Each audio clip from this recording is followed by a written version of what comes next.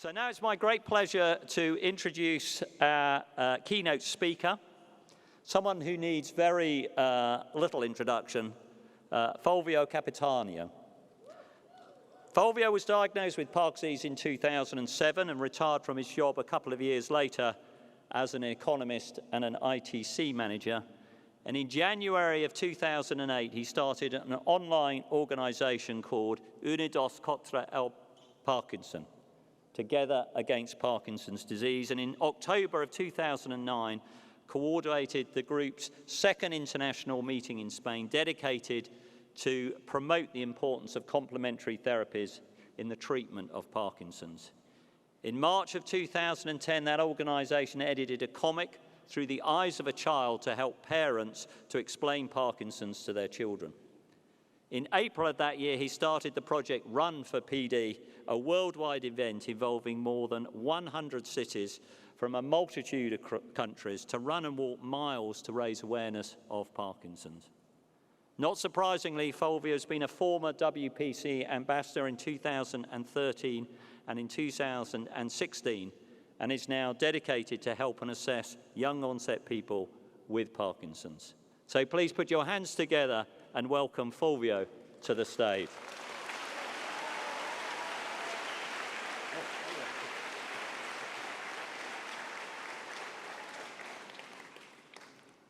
So after this performance, let me say a couple of words in Italian. You used Spanish and Catalan, a couple of words. I would say two simple words in Italian. Mamma mia.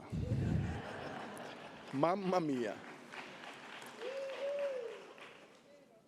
So, back to the business. Now is the time for a steady hand, strong voice, and a keen sense of smell. I had them once, I want them back. With these words, keynote speaker Brian Williams closed this speech at the 2010 WPC opening ceremony in Glasgow. I was there, sitting as you are in the crowded hall among thousands of delegates, alone. But let me tell you, after Brian's speech, I didn't feel alone anymore. These simple words kept resonating in my head through all these years, serving as a powerful drive for people with Parkinson's. I remember walking into the conference center in Glasgow and feeling like a fish out of water. I'd been recently diagnosed, but I wasn't sure how to expect. However, as I looked around, I saw many people who were just like me, living with Parkinson's and determined to make the most out of their lives.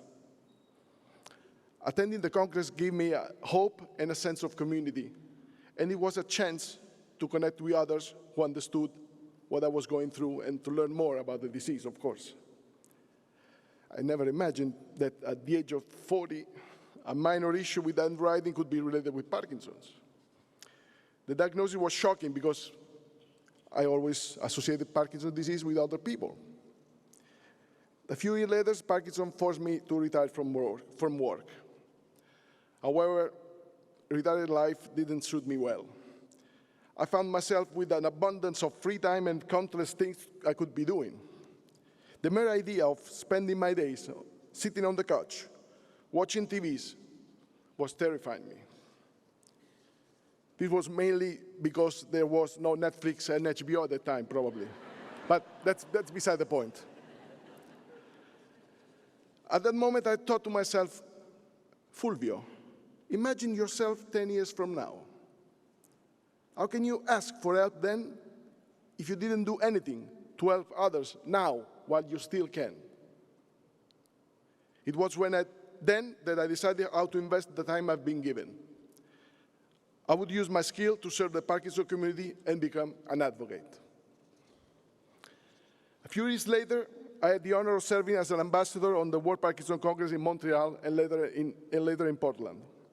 It was an incredible opportunity to raise awareness on a global stage.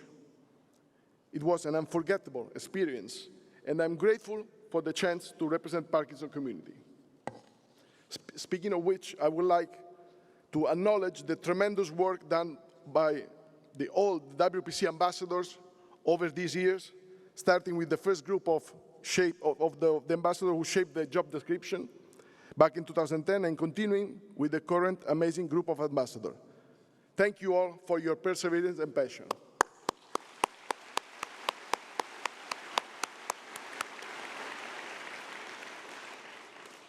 And now, here we are at the World Parkinson Congress once again, 1 year later than scheduled. And let me tell you, when you have been living with Parkinson for over 15 years, waiting 1 extra year can make a significant difference. Let's be honest, living with Parkinson is not easy. The disease or the condition can be often frustrating and unpredictable.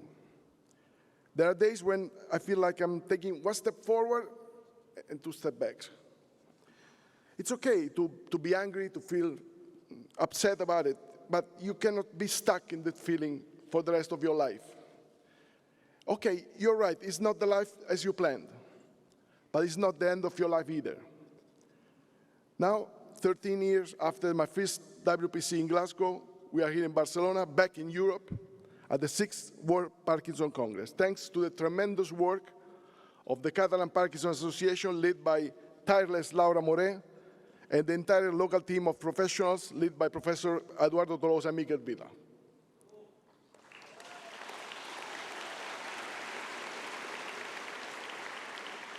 But let me express my deep gratitude to the World Parkinson Coalition team, led by Eli Pollard, for successfully organizing this Congress once again, despite facing many challenges of many kinds.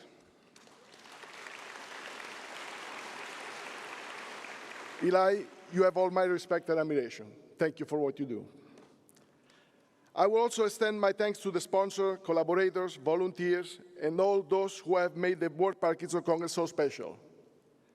Thank you all.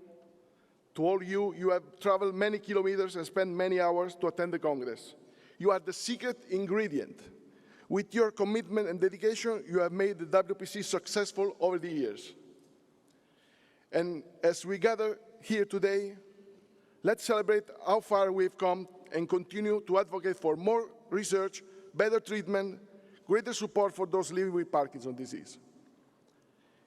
We still have a long way to go, of course, and there is still so much we don't know about Parkinson's. We must continue working hard to find a cure and provide the best possible care to people with Parkinson's worldwide, because the care we receive should not depend on the country we will live in.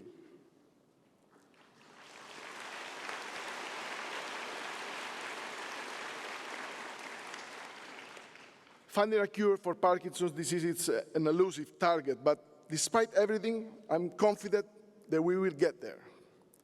Actually, I'm more hopeful now than ever before.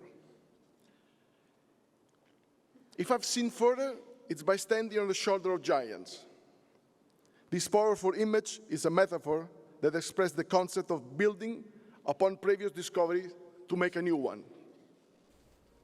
Just like Catalan tradition of building human towers. The human towers are formed by people standing on the shoulder of one another in a succession of stages. The adults and the heavier built people are at the bottom, and each level of tower supports the younger, lighter weight boys and girls.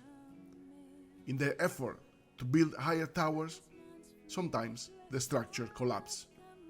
Nevertheless, the people learn from their error and they get prepared to try it once more. So keep up the good work and help the next generations of people with Parkinson's, their families, caregivers, doctors, nurses, therapists, and researchers to see even further by standing now on our shoulder. As Catalan poet Miquel Martí i Pol expressed in one of his most famous poems, everything is yet to be done, and everything is possible. Tot està per fer i tot és possible. Benvinguts a Barcelona.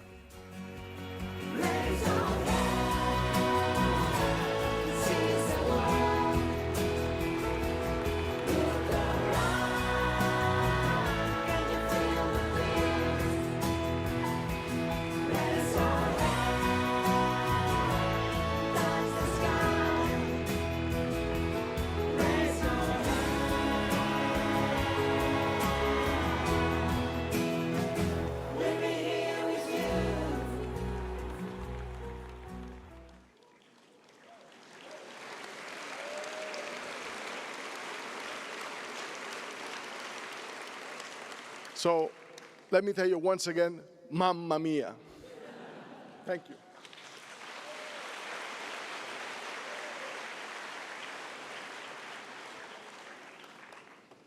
You'll be pleased to know we're not planning to try and do that in our next Keep Moving session.